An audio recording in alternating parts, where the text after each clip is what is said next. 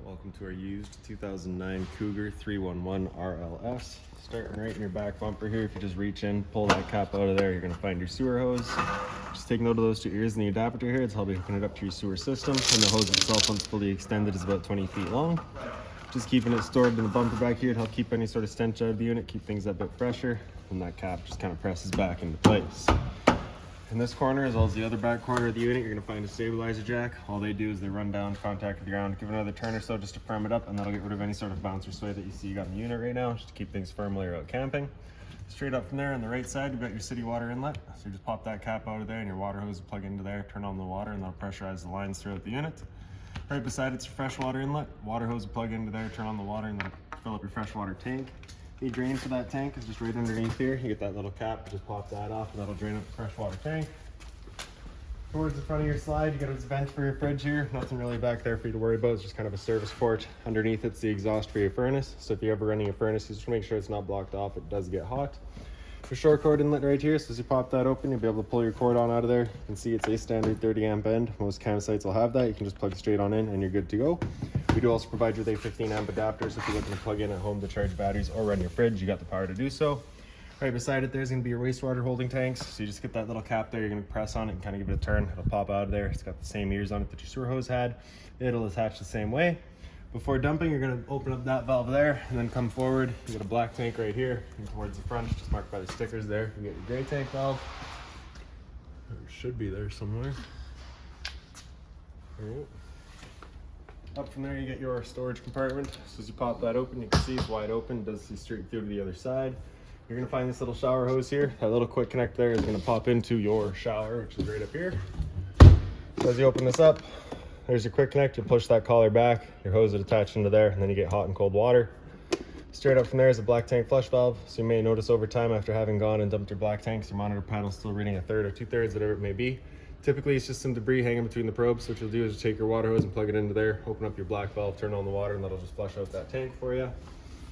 Towards the front, we get one into your propane compartment here. As you can see, you just get that standard 30-pound propane tank and just open that valve to open it up. Underneath the front here, you got a little service light. You also get the switch for your front docking lights, landing light controls, retract and extend.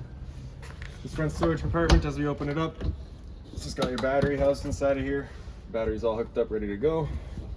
And just open storage otherwise.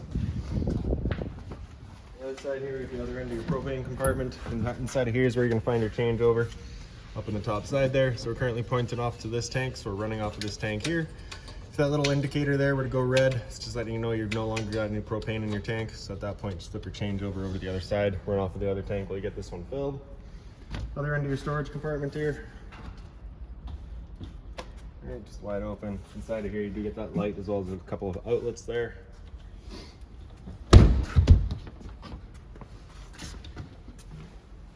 GFR protected outlet. Straight down underneath it, we get your hot water tank. Just line up that keyway there and you can pop it open. Control for turning it on with electricity. It's just a little switch in the bottom corner there. Turning it on with propane is a switch inside the unit. Before turning it on with either source though, you want to hit this relief valve there. Make sure you're getting that water coming out. If you're not getting any water out, there's a chance that it's empty and you do run the risk of burning out your elements. You just want to make sure it's full before firing it up. Once you're done, just locking it back down with the keyway.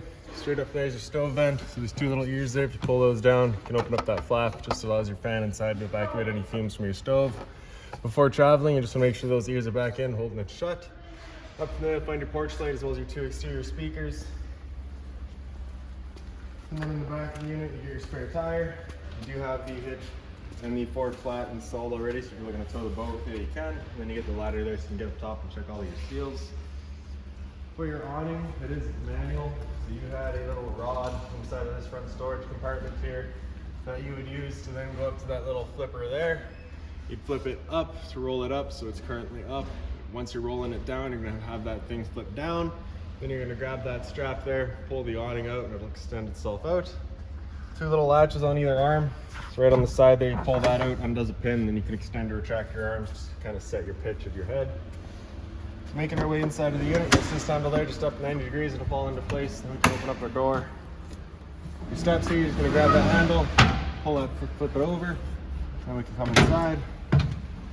So first things first, right on the left there, you get your fire extinguisher. That's standard, pull the pin, point and shoot.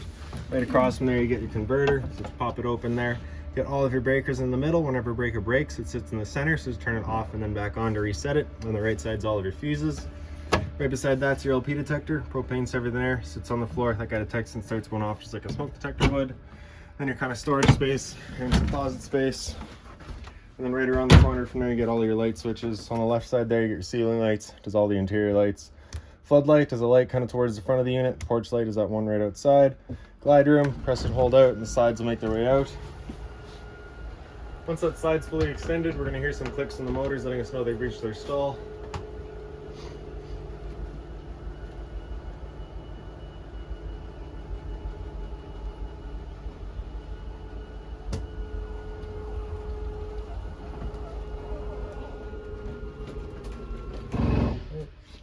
And then your front slide.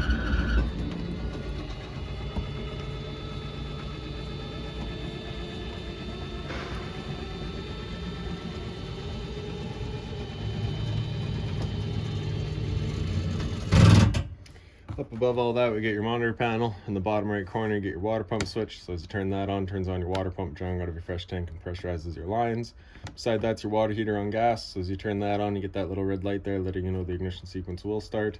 Once that sequence is started, that light's going to go out. It's going to try that 3 times. If after the 3rd try it hasn't fired up, this light's going to come on and stay on. At that point, just off, back on to reset it. Monitor systems above that. So battery here, you can see we're currently C for charging. G would be good, F is fair, L is low. Your fresh tank, as you fill that up, will go to 1/3, 2/3 and full. Same idea for your black, gray, and galley. Up into the front bedroom here, you get your thermostat. So right in the middle there, it's off. Bring it up, it's cool. That'll run your air conditioner. Typically your fan, you're just gonna leave that on auto. If you're looking to move some air around, then we can come to off, select on, and then your high or low fan, right? Otherwise, just gonna leave that in auto. If we slide that left side slider all the way down, that'll turn on your furnace. Select your furnace, it'll fire up the furnace. Your furnace will be moving its air through all your floor registers. And with your air conditioner going, you've got 2 different options. You got this louver here that if you have closed off, we'll be using all of our ceiling ducting to move the air. Or you can open it up and it just dumps all of its air into the living room here. So when you first get out to your campsite, you want this open, cool off this air as quickly as possible, then you can close it off, start moving the air throughout. So your little slider into the front bedroom there. The lights up here, all just on their own switch. You get your kind of open closet space here, as well as some storage beside it. This guy here does also pull out, so if you wanted to have a TV there, you could. Outlets for that TV, just right up top there. Cable and satellite, as well as your power. Your drawer space here.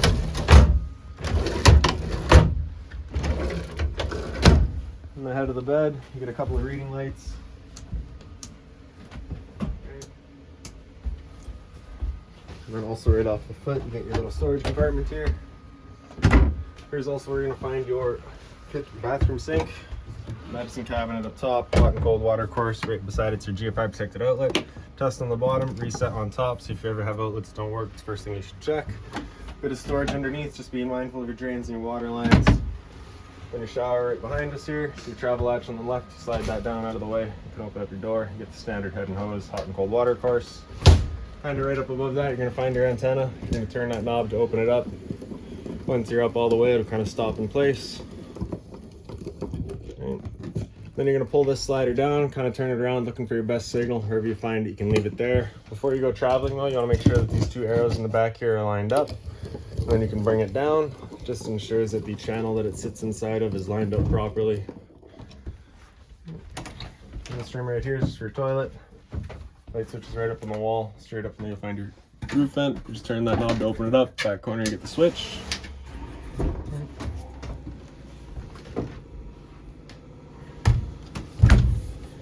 Now this top step going into that front bedroom here does give you access into that front storage compartment as well. A bit more storage kind of beside it.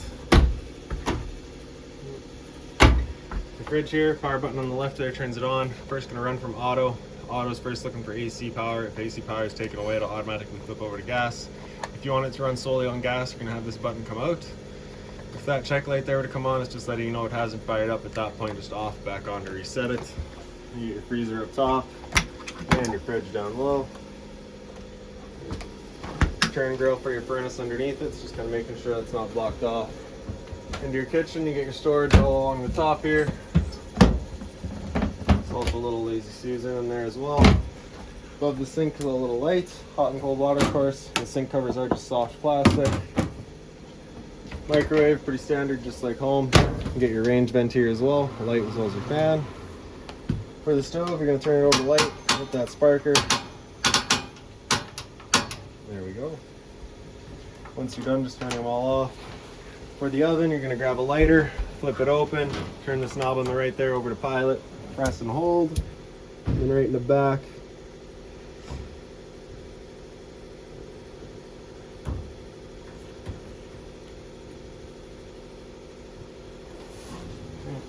Once you have it going, you're just going to hold the knob for another few seconds, then you can release and the flame will hold itself. Turn it up to your desired temperature. There she goes. Once you're done, turn it back down just to pilot. It'll hold just the pilot light for you, but if you're traveling, you want to make sure it's right off. Storage beside it here. If you're looking to winterize your unit yourself, once it comes time, this panel here just pops out and you get access to your hot water tank. Bit of storage underneath the sink there as well. These two channels here would hold on to this little extension piece here. So you have those two tongues that would sit in, and then just the leg that sets it up as well. Can you slide out the light there just on its own switch? Light in the center, got the side button, and then center button above the dinette. Right, pretty straightforward. It's just kind of the open storage at the top here. In the back's a little light, more just open storage. And then your entertainment area there. So just take note of how we've got the recliners set up. So just because of the way that the slide comes in, you don't have room for the recliners on the back wall here. So if you're bringing that slide in, you just want to make sure that they're set up right there, just like that. Then your stereo here, pretty straightforward. You get your power button there. Really not much I'm going to teach you after that. Speaker set A is your inside set, B is your outside set, and C I believe is your bedroom. TV, all your outlets for it. Your antenna outlet, just turning that antenna on, just that little button there will also clear up your stereo signal. And really that's about it for this unit. If you've got any other questions on it, please feel free to give us a call, 204-237-7272.